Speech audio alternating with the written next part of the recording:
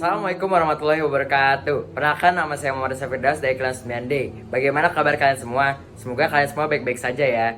Di kesempatan kali ini saya akan menjelaskan dan mempresentasikan seputar tentang diagnosis dan pengobatan COVID-19.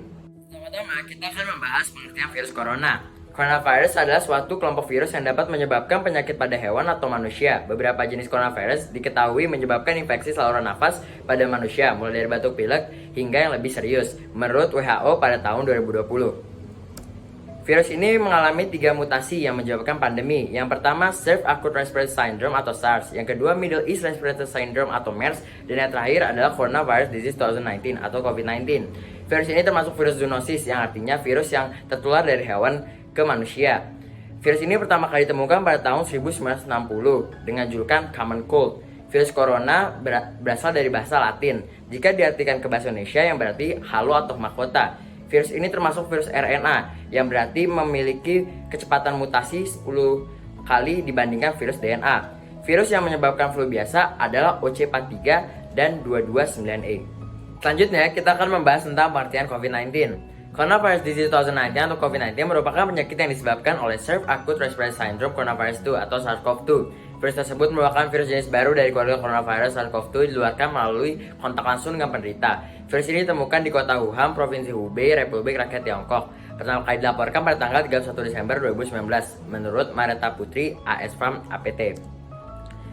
Virus ini diduga kuat berasal dari terenggiling yang menularkan kepada manusia.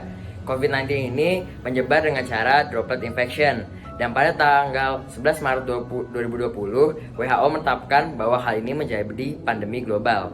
Ya, saya akan membahas tentang metode pengobatan COVID-19. Metode pengobatan di Indonesia dibagi menjadi 2 dengan gejala berat dan juga gejala ringan. Kita akan membahas gejala berat lebih dahulu. Yang pertama ada suplemen yang berfungsi untuk meningkatkan imun tubuh. Yang kedua ada vaksin dan antivirus yang masih kita tunggu sampai akhir tahun ini, yang berfungsi untuk pengobatan dan pencegahan. Yang ketiga ada konvalesen plasma yang digunakan dari plasma pasien yang sudah sembuh kepada pasien yang masih terinfeksi COVID-19. Dan yang terakhir ada serum anti-COVID. Bedanya serum dan vaksin ini adalah serum hanya sebagai pengobatan, sedangkan vaksin sebagai pengobatan dan pencegahan. Sedangkan dengan metode pengobatan gejala ringan ada 5. Yang pertama tetap terhidrasi, minum paracetamol, istirahat yang cukup, selalu pantau gejala, dan mengisolasi diri. Kita akan membahas tentang diagnosis terhadap orang yang terinfeksi virus corona. Di Indonesia sendiri ada 3 klasifikasi yang dalam pemantauan pemerintah. Yang pertama ODP atau orang dalam pemantauan, yang artinya orang ini pernah berkontak langsung dengan pasien COVID-19. Setelah itu ada OTG, orang tanpa gejala, artinya orang ini terinfeksi COVID-19 tapi tidak menimbulkan gejala sama sekali. Dan yang terakhir adalah PDP atau pasien dalam pengawasan, yang artinya orang yang terinfeksi COVID-19. Ada antibodi yang akan terbentuk saat kita terinfeksi COVID-19. Adalah antibodi IgM dan IgG yang akan terbentuk 7-14 hari pasca kita terinfeksi COVID-19. Dan semua kalangan umur bisa terinfeksi COVID-19 ini. Kita akan membahas tentang metode diagnosis virus corona yang dipakai oleh pemerintah Indonesia. Ada 3, yaitu rapid test, swab test atau PCR, dan TCM. Rapid test ini dibagi menjadi 2, yaitu antibodi dan antigen. Rapid test antibodi ini dengan cara pengecekan hemoglobin pada darah kita dan sering dipakai oleh masyarakat Indonesia. Sedangkan antigen dengan cara swab nasofaring dan jarang digunakan oleh masyarakat Indonesia.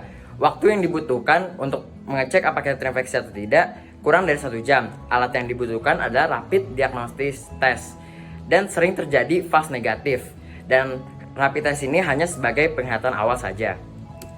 Setelah itu ada swab test atau PCR dengan cara mengambil sampel apus dari saluran pernafasan.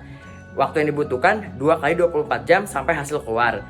Keakuratannya mencapai 100% dan dibutuhkannya laboratorium. Setelah itu ada TCM atau tes cepat molekuler dengan cara pengecekan molekuler. Waktu yang dibutuhkan kurang dari 2 jam sampai hasil keluar. Keakuratannya mencapai 99% dan membutuhkan mesin TCM. Setelah itu saya akan membahas tentang pencegahan penyakit COVID-19.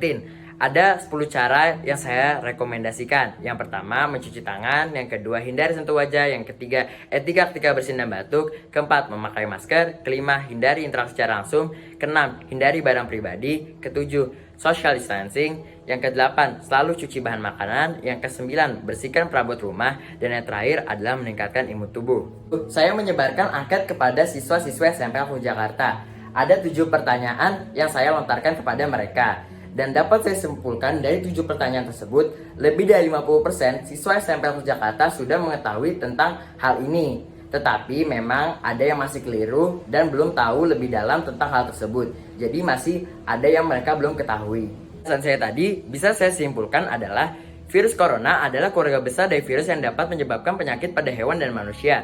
Metode pengobatan COVID-19 dibagi menjadi 2, yaitu metode pengobatan dengan gejala berat dan juga ringan. Sampai sekarang juga masih dikembangkan.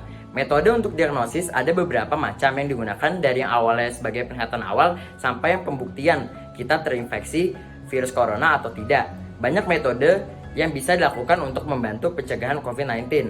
Mulai dari hal mudah, itu juga bisa membantu. Sekian dari saya atas penjelasan saya. Semoga hal ini bisa bermanfaat bagi kita semua tentang diagnosis dan pengobatan COVID-19.